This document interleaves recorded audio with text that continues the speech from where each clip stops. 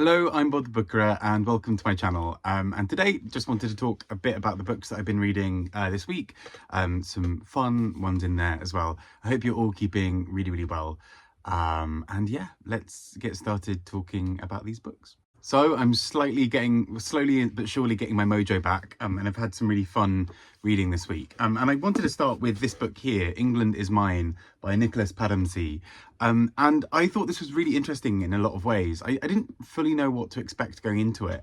And it's a book that engages with essentially radicalism and how people are radicalized. And it starts by looking at a specific situation of something that there have been a lot of media reports about things like this in the UK over the last sort of 5-6 years. And particularly the book looks at how often we look at radicalization as being it's normally, at least in sort of British media, it's normally portrayed as being a thing of Islamic radicalization. But actually, I think this book explores the various ways that this is more complicated. So it looks also at sort of far right radicalization, extremism, and kind of things like incels and whatever else. So the core idea of this book is that we see quite early on how a popular figure, a sort of singer, says some things that are Islamophobic, and this sort of sets off a chain of broader events in the book where a young man who in many ways is somewhat vulnerable decides that sort of to make this a bit more of his pattern of behavior of sort of defending this man. And in doing so, sort of starts to become more and more exposed to far right radicalization online. Equally, on the flip side, we see how there are people who are affected by radicalization on a different side. So there are a group of Muslim men in this book who, and particularly one main character, Hassan, who we see a lot through his eyes, where suddenly people around him are targeted more and more because of acts ostensibly done under the name of Islam. And so as a result, he, a young Muslim man in Britain, is targeted as being seen as just the same as everybody else and what have you. And so I think the book plays a lot on this kind of thing, particularly of where men get drawn into radicalization. And it's particularly the kind of spaces where sort of vulnerable people can be caught. So as in there's quite a lot of sort of discourse about online radicalization in the book. So as a novel, I think it's really interesting kind of juxtaposing these two things.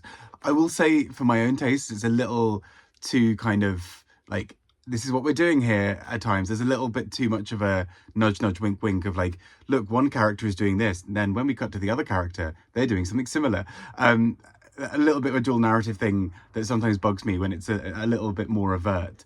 But actually, I mean, that's a relatively minor point. That's a very personal thing. I still think this is an incredibly nuanced take on a lot around, online radicalization and sort of vulnerability, and particularly how those get turned very quickly into sort of political talking points. And I think the book is really good at exposing those, as well as actually just being a really fun thriller kind of style read. I realize I'm not making it sound like it's going to be fun, but there's something about the pacing of this book that really just races towards the end that I think is really well done. A significantly different book, a very different change of pace here, Tom Lake by Ann Patchett. So the few books I've read of Ann Patchett's, I have absolutely adored. I think she's a phenomenal writer. There's something very human and touching about the way she explores characters, and that's no different in Tom Lake. And this particularly focuses around a play that's being put on, a play called Our Town. And I read this play earlier this year in anticipation of this book, and then it took me months to actually get a copy from the library. So I'd forgotten some of it, but Our Town is a play that looks a lot of the kind of very much, the sort of inner lives of sort of a small community. And there's a kind of meta element of them sort of putting on performances and them kind of doing various things as well. It's quite a sort of forward-thinking play for its time. It's kind of quite progressive and kind of experimental. And I think in Tom Lake, and Patchett does some really fun things with taking that kind of slightly meta element and applying it. Particularly as we were watching a group of characters all play out a set of actions, whilst also talking about playing out a set of actions in a play, and there are this layered aspect of it. But I think if nothing else, just the characters I found really touching in this book. I think she just has such a beautiful way of writing, and of kind of in this sort of Elizabeth Strout model of kind of really getting in, I say model, kind of getting inside the head of characters in a very empathetic way. Characters can do awful things, but there's an understanding that they didn't really want to do that. They wanted to do something nicer. There's a kind of fairer, kinder world out there in Anne Patchett's fiction, and I really love the way that she kind of encapsulates that, often with sort of relatively, run-of-the-mill, ordinary kind of people next door kind of characters. But there's something really fun about the way this book builds towards an end that you can kind of see coming, but you kind of want it to get there, because you know that by putting on a play in a book, we're going to have the kind of almost the Chekhov's gun kind of style thing of, we know that there are going to be setups for things coming. And I think this is just such a beautiful book in many ways. Keeping with fiction, and a very different book again, Nicola Dinnan with Bellies. And this I just thought was really fun and really beautifully told. So it's ostensibly about two characters who are in a relationship and sort of split up, and then their lives take various different trajectories. And that, sounds like a fairly ordinary tale at the heart of it. But what I think Bellies does really well is just inject something so fascinating into it. We learn quite early on that Ming, one of the characters, one of the members of that couple, is transitioning, and we see a lot about her trying to then navigate the world as a trans woman, and particularly the ways that she sort of navigates old relationships and sort of thinks about, this man that she's just been with, and how things are all very different now. But also she kind of, to some degree, can't stop various parts of her life from being slightly chaotic and messy, and sort of neither can a lot of the other characters around her.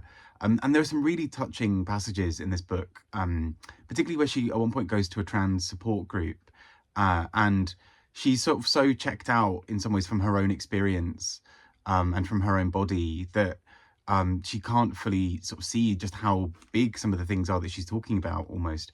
But people around her are talking about safety and their fear around things like passing, and the kind of controversy, well, not controversy, the kind of fraught relationship that many trans people have with this concept of passing. And it brings so much of that in, but never, I don't think this book hits you over the head with it. It felt very carefully done as sort of part of her inner world. And she at one point is looking at writing a play that is going to deal with the idea of memory loss and transness and so many other things. And I just think this book is just a really lovely warm hug at times, but also is a really brutal reminder of a lot of sort of realities for a lot of queer people, but particularly trans people. I just think it's really beautiful. I think it's also really funny. There are lots of sort of off the cuff sort of barbed lines in this book that I just think are great. I think this is such a lovely experience of reading. This was I listened to it as an audiobook, and there are so many moments that I just wanted to laugh out loud, moments where I wanted to cry. It's a really thoughtful book, and I think the humour almost belies how heartfelt a lot of this book really is as well. It's a gorgeous book. Next up, I read A Mouthful of Blood by Toni Morrison.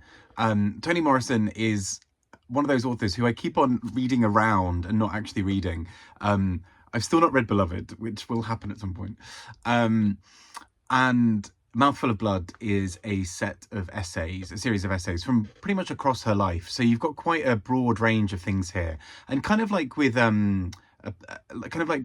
Hilary Mantel's set of essays, Toni Morrison is one of those people who I think is just fascinating on almost any topic. There's an essay where she talks about James Baldwin and his life. There are topics that are more personal in some of these essays. There's quite a lot about her process of writing, and particularly writing books like Beloved. There are excerpts of speeches she gave and things like that, often again talking about Beloved, which really I need to get to. And when she's talking about Beloved, there are so many interesting things about the way she talks about the craft of writing. And something I find really interesting about when writers write about writing is some writers, I think, have a very vague sense of what they're writing of it. You know, they kind of say, well, you know, the characters came to me and this thing kind of just appeared on my lap. Whereas in one of these essays, Toni Morrison is talking about quibbling over a very specific word that will end the novel. And she has an original word there. Her editors say that this sort of really undermines this. Friends of hers are saying maybe change it.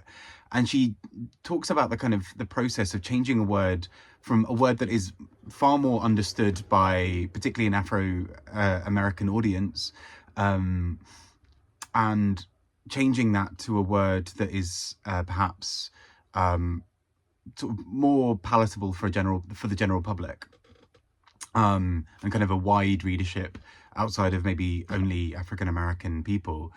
And she talks about the kind of the kind of almost the political choice that you then have to make here about who is this novel for and who gets to have the right reading experience here. And she's fascinating talking about this. And again, with talking about the opening passage of that book or of Sula or of other books. And just something about the way that she thinks about the craft of writing I find so interesting. She's so intentional, in a way that, you know, some authors, I think, you know, they're clever and they've thought about their book and what they want to do with it. Toni Morrison is sort of on a granular detail, crafting every single notion of what's going into a novel to go in a certain direction. And that I find utterly fascinating. Yeah, and just really, really great to hear her thoughts on just so many things. And last but not least, but on a very similar theme, Anne Lamott with Bird by Bird. And this is her guide sort of to writing in some ways. But it's interesting because I think lots of the reviews on things like Goodreads, I think, pick up on this as well.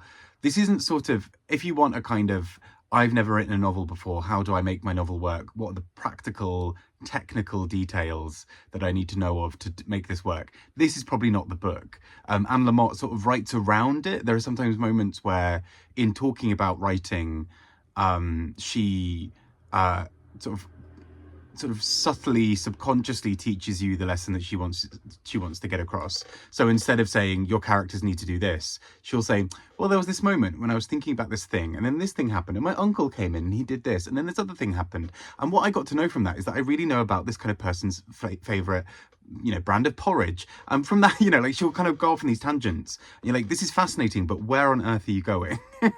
And actually, that's the thing I think really works in this book, is she's very subtle about teaching you some of those things, but in many ways is sort of modeling the exact approach she's talking about. She's saying about understanding your characters well, and in doing so, she wants to tell you a story about someone she knows very well.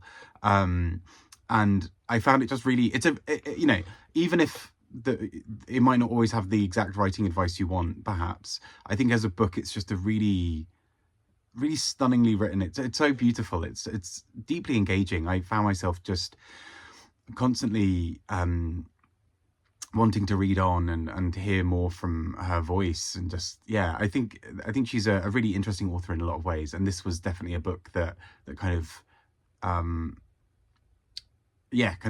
it sort of almost basically encouraged me to fall back in love with writing. I do write very, very slowly and infrequently, but I write, and this is a book that sort of is a reminder of why it's so gorgeous and lovely to do that thing, even if at times it feels like a chore, and even if at times it feels rough. She is, I think, a real advocate for the joy in writing as well. So those are the books that I've been reading this week. And I hope you are having a good week. I hope everything's going well. And yeah, we've vaguely got some summer again, ish, in the UK. I feel like generally in the UK, any season apart from winter lasts maybe a week before it switches to something else. Winter seems fairly dogged in staying to being winter. It kind of knows who it is. The other seasons in the UK are a bit more fickle. But yeah, I hope you're keeping really well in amongst everything, and having some fun reading experiences along the way as well. Take care and speak to you all soon. Bye bye.